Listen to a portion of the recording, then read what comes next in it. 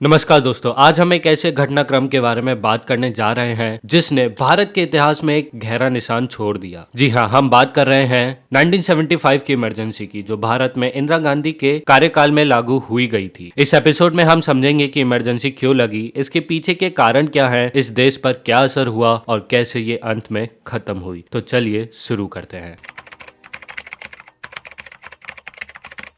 चलिए सबसे पहले समझते हैं इमरजेंसी क्या होती है। भारत के संविधान में इमरजेंसी का मतलब है कि एक ऐसी स्थिति जब देश या देश का कोई हिस्सा आपातकालीन हालत से गुजर रहा हो। इमरजेंसी के दौरान सरकार को आम हालातों से ज्यादा अधिकार मिल जाते हैं, जिससे कुछ मूल अधिकार पर भी पाबंदियां लगाई जा सकती हैं। अब इमरजेंसी 3 प्रकार की होती है: national emergency, state emergency and financial emergency. तो सबसे पहले समझते हैं कि नेशनल इमरजेंसी क्या है।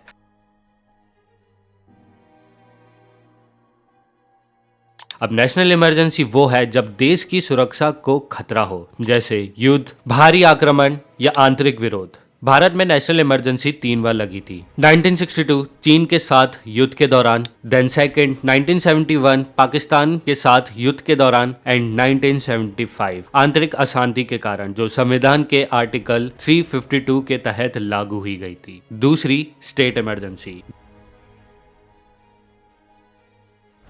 जब किसी राज्य में सरकार अपना काम ठीक से नहीं कर पा रही हो या सरकारी व्यवस्था बिगड़ गई हो। राज्य इमरजेंसी कई बार अलग अलग राज्यों में लगाई गई है, जैसे पंजाब में 1987 में और जम्मू एंड कश्मीर में 1990 में।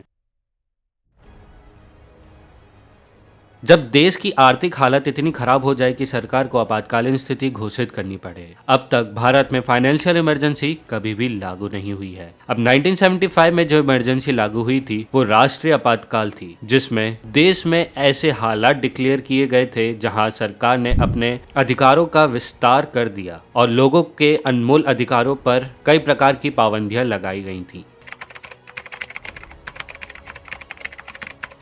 26 जून 1975 भारत के इतिहास का एक ऐसा दिन जो कभी भुलाया नहीं जा सकता। रात के अंधेरे में ऑल इंडिया रेडियो से इंदिरा गांधी के शब्द गूंज रहे थे: the president has proclaim emergency, there is nothing to panic.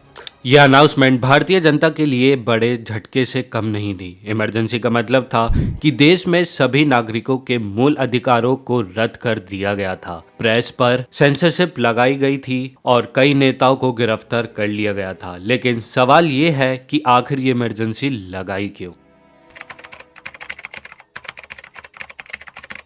Emergency के पीछे कई कारण थे, लेकिन सबसे बड़ा कारण था इंदिरा गांधी का अपना पॉलिटिकल सर्वाइवल। सब कुछ शुरू होता है इलाहाबाद हाई कोर्ट के एक फैसले से। 1971 के जनरल इलेक्शन में इंदिरा गांधी ने रायबरेली कॉन्स्टिट्यूएंसी से कॉन्टेस्ट किया था और उन्होंने अपने ओपोनेंट राज नारायण, जो कि एक वेल नोन सोशलिस्ट लीडर थे, उनको हराया था। लेकिन राज नारायण ने उनके खिलाफ इलाहाबाद हाई कोर्ट में एक इलेक्शन पिटीशन फाइल किया, जिसमें उन्होंने इंदिरा गांधी जी पर इलेक्शन फ्रॉड और करप्ट प्रैक्टिसाइज के एलिगेशन लगाए। राज नारायण ने कुछ स्पेसिफिक एलिगेशन लगाए थे, जैसे गवर्नमेंट मशीनरी का मिसयूज। इंदिरा गांधी पर आरोप लगाया गया कि उन्होंने अपने इलेक्शन कैंपेन में गवर्नमेंट मशीनरी का मिसयूज किया, जैसे कि स्टेट रिसोर्सेज और गवर्नमेंट ऑफिशियल का इस्तेमाल करना। दूसरा, इलेक्शन एक्सपेंसेस का वायलेशन। उन पर यह भी आरोप लगाया था कि उन्होंने अपने इलेक्शन एक्सपेंसेस को लिमिट से ज्यादा एक्सीड किया और ऑफिशियल रिकॉर्ड्स में इसको हाइड किया। जून 12, 1975 को इलाहाबाद हाई कोर्ट ने इंदिरा गांधी के 1971 के लोकसभा चुनाव को रद्द कर दिया। उन्होंने इलेक्शन फ्रॉड का दोषी पाया गया। कोर्ट ने उनका चुनाव अवैध घोषित कर दिया और 6 साल तक चुनाव लड़ने पर प्रतिबंध लगा दिया। ये फैसला इंदिरा गांधी के लिए एक जोरदार झटका था, क्योंकि वो उस वक्त की प्राइम मिनिस्टर थी और ये फैसला उनके पॉलिटिकल करियर को खतरे में डाल रहा था। इस फैसले से बचने के लिए उन्होंने अपने विश्वसनीय एडवाइजर जैसे सिद्धार्थ शंकर राय से सलाह मशवरा किया और अंत में उन्होंने प्रेसिडेंट फखरुद्दीन अली अहमद से इमरजेंसी लगाने की सिफारिश की और एक ही रात में भारत एक नई हकीकत में दाखिल हो गया। इमरजेंसी के बाद देश में सब कुछ बदल गया। जनता का जीवन पहले जैसा नहीं रहा। सबसे पहले तो प्रेस पर काफी कड़ी पाबंदियां लगाई गई। आज के जमाने में जहां सोशल मीडिया एक बड़ा रोल प्ले करता है, वहां उस वक्त रेडियो, अखबार और टीवी ही मुख्य सूचना के साधन थे। लेकिन इमरजेंसी के दौरान मीडिया पर पूरा का पूरा कंट्रोल सरकार का था। कहीं न्यूज छापी नहीं जा सकती थी बिना सरकार की अनुमति के। एक मशहूर पत्रकार कुलदीप नारायण, जो उस समय द इंडियन एक्सप्रेस के एडिटर थे, उन्होंने अपनी किताब इमरजेंसी रिटोल्ड में लिखा है कि कैसे एक दिन उन्होंने अपने अखबार का फ्रंट पेज को ब्लैंक छोड़ा गया था ताकि से वो बता पाए कि कैसे सरकार के द्वारा प्रेस के ऊपर कितनी सारी पाबंदियां लगाई गई हैं। इस दौरान देश भर एक बड़े बड़े नेता जैसे जयप्रकाश नारायण, अटल बिहारी वाजपेयी और LK आडवाणी को बिना किसी मुकदमे के जेल में डाला गया था। लोकतंत्र के लिए ये एक काला दाग था, क्योंकि देश के प्रमुख नेताओं को अपने मत को प्रकट करने का कोई अधिकार नहीं दिया जा रहा था। जनता के मूल अधिकारों पर भी इमरजेंसी का सीधा असर पड़ा। हेबस कॉर्पस, जो एक ऐसा कानून है जो किसी व्यक्ति के बिना कारण गिरफ्तार होने पर उसकी सुरक्षा करता है, उस समय बेकार हो गया। सुप्रीम कोर्ट ने भी सरकार के इस फैसले को सहमति दी, जो आज तक डिबेट का विषय बना हुआ है। नसबंदी यानी स्टेरिलाइजेशन इमरजेंसी के दौरान एक ऐसी पॉलिसी थी जिससे इंदिरा गांधी की सरकार ने पॉपुलेशन कंट्रोल के नाम पर इम्प्लीमेंट किया था। इस कैंपेन का प्रभाव इतना गहरा था कि ये इमरजेंसी के सबसे कंट्रोवर्शियल और भयानक एस्पेक्ट में से एक बन गया था। संजय गांधी, जो इंदिरा गांधी के बेटे थे, उनका नाम इमरजेंसी के साथ अक्सर जोड़ा जाता है।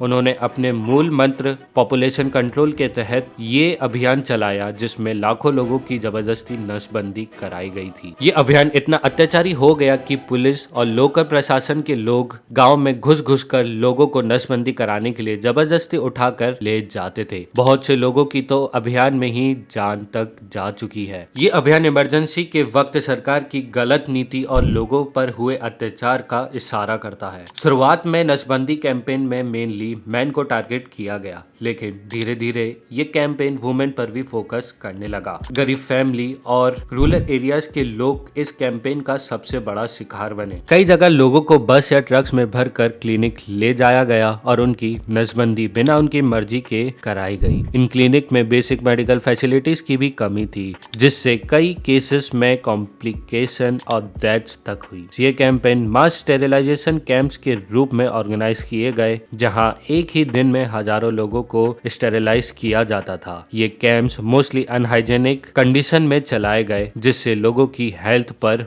बुरा असर पड़ा। अब ये बात भी समझाना जरूरी है कि इमरजेंसी का समर्थन करने वाले भी कुछ लोग थे। इंदिरा गांधी ने इमरजेंसी के माध्यम से अनुशासन और नियंत्रण को बढ़ा दिया था। कुछ लोगों का मानना था कि इससे भ्रष्टाचार कम हुआ और देश में व्यवस्था बनी रही, लेकिन ये व्यवस्था एक डर के वातावरण में बनी हुई थी, जहां लोग अपनी आवाज उठाने से डरते थे। लेकिन इमरजेंसी का विरोध भी इतनी ही जोर शोर से हुआ। जैसी इमरजेंसी लगाई, देश भर में छोटे बड़े आंदोलन होने लगे। सबसे बड़ा आंदोलन बिहार से उठा, जिसे जयप्रकाश नारायण ने लीड किया। उन्होंने एक नारा दिया था, संपूर्ण क्रांति, यानी एक ऐसा क्रांति जो पूरे समाज को बदल कर रख दे। जयप्रकाश के नेतृत्व में ये आंदोलन देश के हर एक हिस्से में फैल गया और लोग सरकार के विरुद्ध में सड़कों पर उतर आए।